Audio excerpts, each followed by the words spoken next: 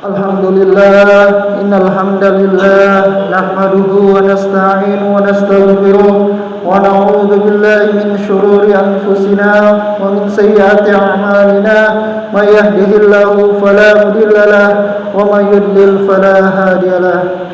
Ashhadu an la ilaha illallah wahdahu la syarika lahu wa ashhadu anna Muhammadan abduhu wa rasuluh. Allahumma salli wa sallim ala nabiyyina Muhammad wa ala alihi wa sahbihi wa man tabi'ahum bi ihsan ila yaumil qiyamah. Ibadallah, usikum wa nafsi bi taqwallah haitsu qala tabaraka wa ta'ala. A'udzu billahi minasy syaithanir rajim. Bismillahirrahmanirrahim. يا أيها الناس اتقوا ربكم الذي خلقكم من نفس واحدة وخلق منها زوجها وبث منهما رجالا كثيرا ونساء واتقوا الله الذي تساءلون به والأرحام إن الله كان عليكم رقيبا. قال الله تعالى في القرآن الكريم أعوذ بالله من الشيطان الرجيم يا أيها الذين آمنوا اتقوا الله قولوا قولا سديدا يصلح لكم أعمالكم ويغفر لكم ذنوبكم ومن يطع الله ورسوله فقد فاز فوزا عظيما. أما بعد, jemaah salat Jumat yang dirahmati oleh Allah Subhanahu wa taala. Alhamdulillah, Allah masih sayang kepada kita. Allah karuniakan nikmat yang sangat banyak yang kita tak sanggup menghitungnya. Utamanya nikmat iman dan Islam. Salawat dan salam semoga senantiasa dicurahkan kepada junjungan alam Rasulullah sallallahu alaihi wasallam. Mari kita terus berusaha meningkatkan kadar ketakwaan kita kepada Allah Subhanahu wa taala. Laksanakan perintah-perintahnya dan jangan membantah. Tinggalkan larangan-larangannya dan jangan membangkang. Jemaah salat Jumat yang dirahmati oleh Allah Subhanahu wa taala.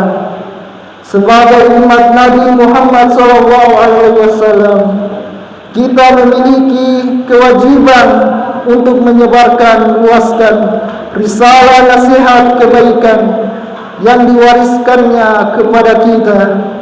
Nasihat kebaikan tersebut hendaklah kita sampaikan kepada diri, keluarga, dan lingkungan masyarakat di sekeliling kita.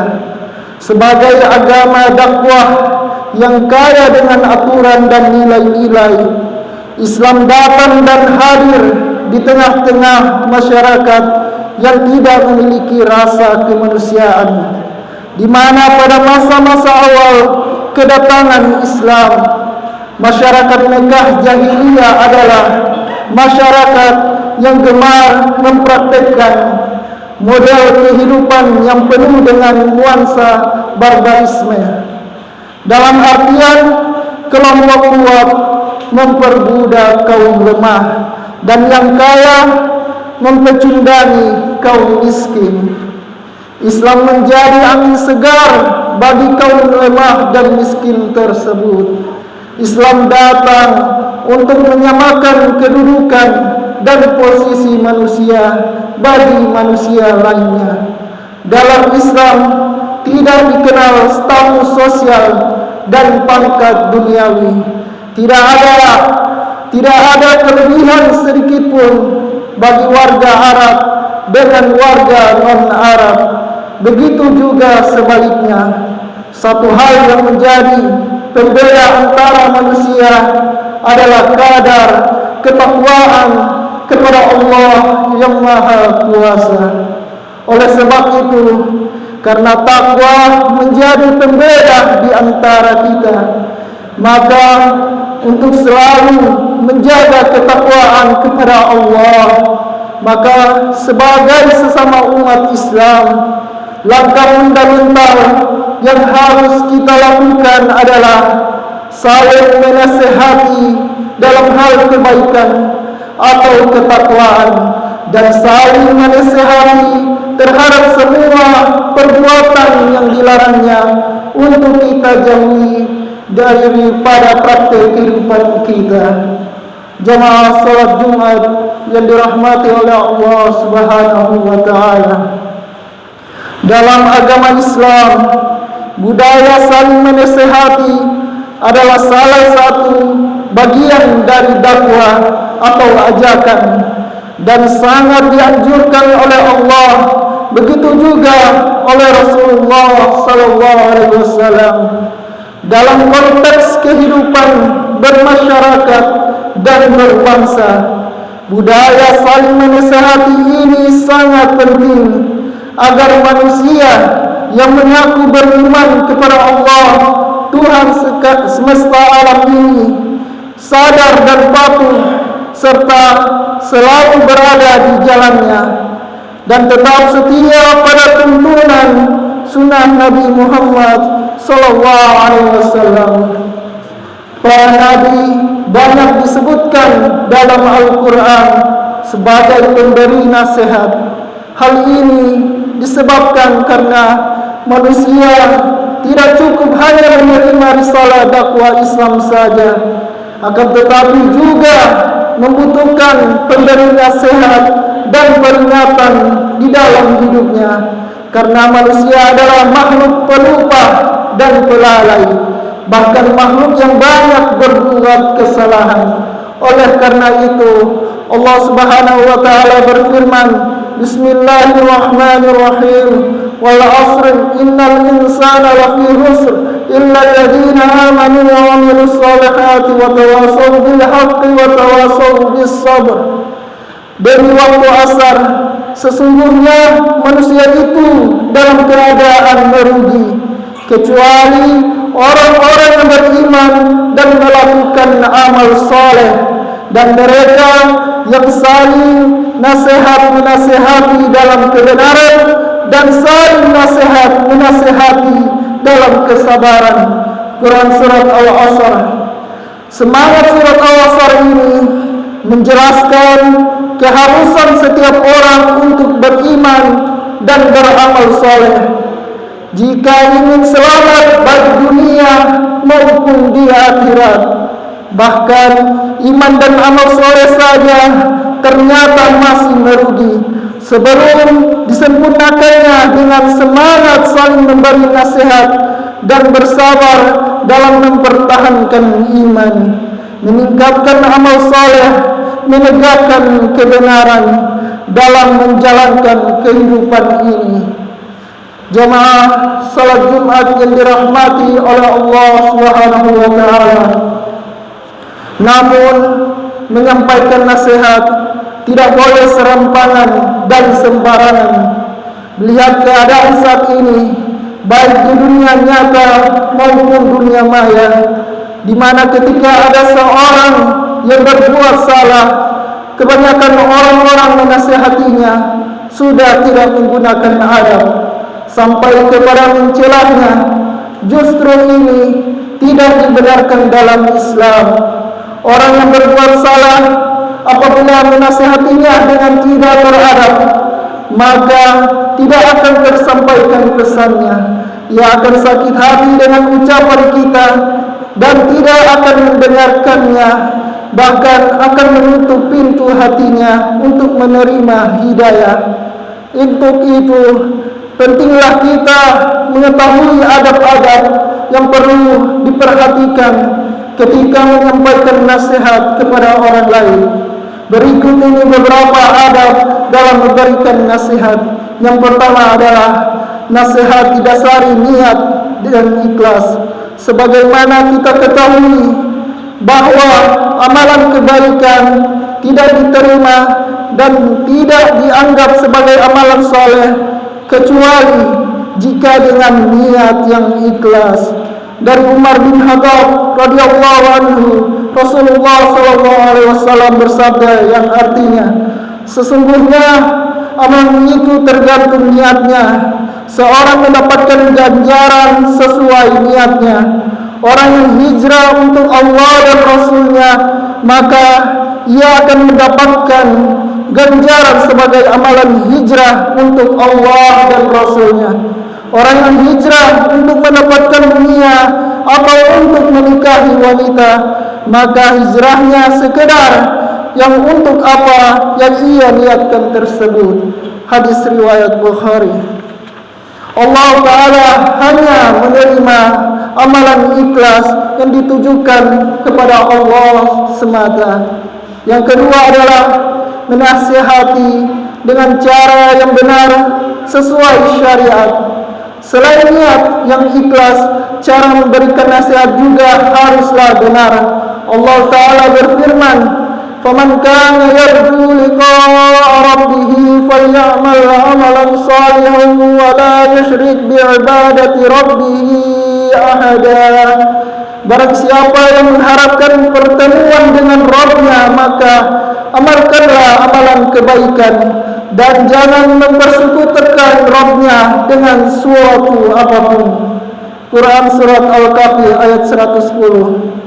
As-Sa'di dalam tafsirnya menjelaskan, maka amalkanlah amalan soleh, yaitu amalan yang sesuai dengan syariat Allah, berupa amalan yang wajib dan mustahab, dan jangan mempersekutukan Rabb-Nya dengan sesuatu apapun. Maksudnya jangan riya dalam amalan, namun harus ikhlas mengharap Allah.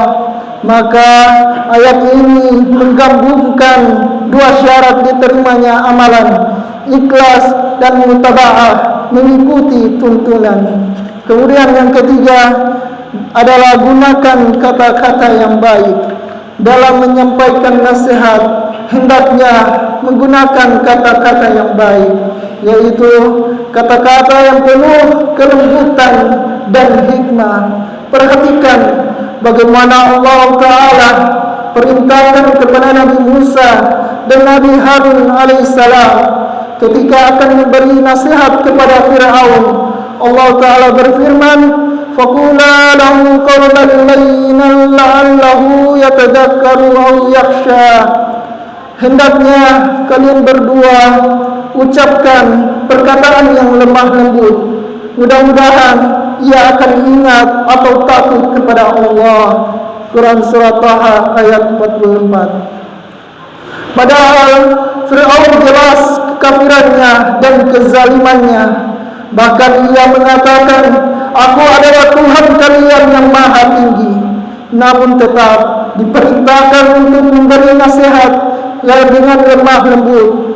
Maka bagaimana lagi jika yang dinasihati adalah seorang muslim yang beriman kepada Allah? Celaan dan hinaan tidak menjadi halal ketika memberi nasihat kepada orang yang jatuh pada kesalahan. Celaan dan kata-kata kotor bukanlah akhlak seorang mukmin. Jamaah salat Jumat yang dirahmati oleh Allah. Yang keempat adalah tabayun, cross check berita. Hendaknya ketika memberi nasihat kepada orang lain tidak bertopang pada kabar yang tidak jelas dan simpang siur. Karena kabar yang tidak jelas atau simpang siur bukanlah ilmu dan bukanlah informasi sama sekali. Orang yang menyampaikannya disebut orang yang melakukan kebodohan. Allah Ta'ala berfirman, Ya ayyuhalladzina amanu in ja'akum fasiqun binaba'in fatabayyanu an tusibu qauman bijahalatin fatusbihu ala ma fa'altum nadimin. Wahai orang-orang yang beriman, jika ada seorang fasik datang kepada kalian dengan membawa suatu berita penting, maka tabayunlah, teliti dulu, agar jangan sampai kalian menimpa suatu bahaya pada suatu kaum atas dasar kebodohan, kemudian akhirnya kalian menjadi menyesal atas perlakuan kalian. Quran Surat Al-Hujurat ayat 6. Maka hendak cek dan recheck, klarifikasi dan konfirmasi sebelum beranjak untuk memberikan nasihat. Itulah adab dalam memberikan nasihat yang harus kita lakukan. Yang kelima adalah jangan suuzon atau buruk sangka. Hendaknya nasihat yang diberikan kepada orang lain bukan didasari oleh prasangka buruk. Allah Ta'ala berfirman, "Izdanibu katsiran minaz zanni inna ba'daz zanni ithmuh." Jauhilah kalian dari kebanyakan prasangkaan, sesungguhnya sebagian prasangka adalah dosa. Surat Al-Hujurat ayat 12. Hendaknya kita mencari kemungkinan-kemungkinan baik bagi saudara kita sesama muslim selama masih memungkinkan. Yang keenam adalah jangan memaksa agar nasihat diterima. Ibnu Hazm Al-Andalusi rahimahullah mengatakan, jangan engkau menasihati orang dengan mempersyaratkan harus diterima nasihat tersebut darimu. Jika engkau melakukan perbuatan berlebihan yang demikian, maka engkau adalah orang yang zalim, bukan orang yang menasihati. Engkau juga orang yang menuntut ketaatan bagi seorang raja, bukan orang yang ingin menunaikan amanah kebenaran dan persaudaraan. Yang demikian juga bukanlah perlakuan orang berakal dan bukan perilaku kedermawaan, namun bagaikan perilaku penguasa kepada rakyatnya atau majikan kepada budaknya. Maka yang benar, sampaikan nasihat. Jika diterima, itu yang diharapkan. Jika tidak diterima, maka tidak mengapa. Dan memberi nasihat adalah amalan soleh. Ia akan diganjar pahala walaupun nasihatnya tidak diterima. Jamaah salat Jumat yang dirahmati Allah, yang ketujuh adalah tidak menasihati di depan umum. Hendaknya memberi nasihat kepada orang lain, tidak di hadapan orang banyak, karena orang yang dinasihati akan tersinggung dan merasa dipermalukan di depan orang-orang, sehingga tujuan dari nasihat akan menjadi jauh tercapai. Oleh karena itu, adab dalam memberikan nasihat. Dari Al-Hafiz Ibnu Rajab berkata, apabila para salaf hendak memberi nasihat kepada seseorang, maka mereka menasihatinya secara rahasia. Barang siapa yang menasihati saudaranya berduaan, maka itulah nasihat. Dan barang siapa yang menasihatinya di depan orang banyak, maka sebenarnya dia mempermalukannya. Dan yang terakhir, kedelapan adalah jangan melakukan tahrishi. Hendaknya jauhi tahrishi ketika berusaha memberikan nasihat. Apa itu tahrishi? Ibnu Atsir rahimahullah mengatakan, tahrishi adalah memancing pertengkaran antara orang-orang satu sama lain. Dengan kata lain, tahrishi adalah provokasi. Tahrishi adalah perbuatan langkah setan untuk memecah belah kaum muslimin. Rasulullah sallallahu alaihi wasallam bersabda, "Inna syaitana qad aysa an ya'budahu musalluna fi jaziratil Arab, walakin fi tahrishi bainahum." Sesungguhnya setan telah putus asa membuat orang-orang yang salat menyembahnya di Jazirah Arab, namun setan masih bisa melakukan tahrishi di antara mereka. Hadis riwayat Muslim. Maka hindarilah cara-cara yang berupa provokasi dalam menasihati sesama muslim. Gunakan cara-cara yang baik yang mendekatkan, bukan membuat permusuhan. Demikian beberapa adab dalam memberikan nasihat yang harus kita perhatikan agar nasihat yang kita sampaikan dapat diterima dan mendapatkan kebaikan dari Allah Subhanahu wa taala. Jamaah salat Jumat yang dirahmati oleh Allah, untuk saling mengingatkan dalam hal kebaikan dan melarang berbuat kemungkaran, tidak harus menunggu diri kita bergelar profesor, doktor, atau sarjana dakwah dan lain-lainnya. Pesan dan ajaran agama ini hendaknya kita sampaikan sesuai dengan kadar kemampuan dan pengetahuan kita, mulai dari lingkungan terkecil seperti diri pribadi, keluarga, sahabat, dan masyarakat di lingkungan tempat tinggal kita. Yakinlah petunjuk-petunjuk agama yang kita sampaikan tersebut apabila dilaksanakan oleh orang yang mendengarkannya akan dihitung sebagai amal jariah, amal yang terus mengalir pahalanya bagi kita. tanpa mengurangi pahala orang yang mengamalkan nasihat tersebut.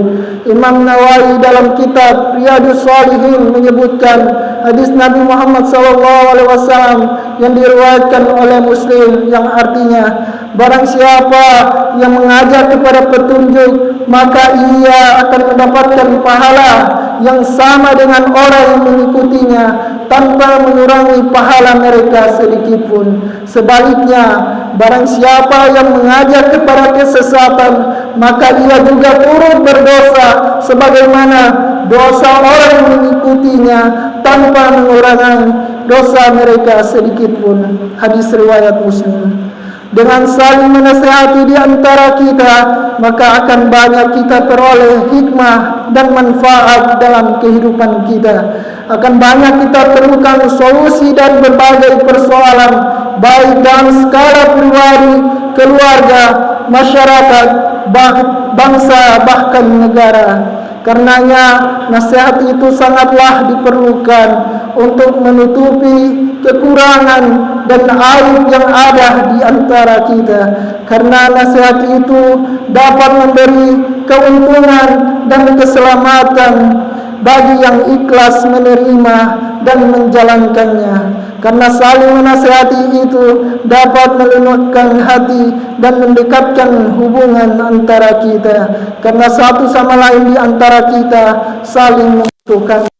Semoga Allah selalu menumbuhkan cinta di antara umatnya, dan semoga Allah mudahkan kita dalam mengamalkan tuntunannya. Amin amin ya rabbal alamin. أقول قولي هذا وأستغفر الله العظيم لي ولكم ولسائر المسلمين فاستغفروه إنه هو الغفور الرحيم.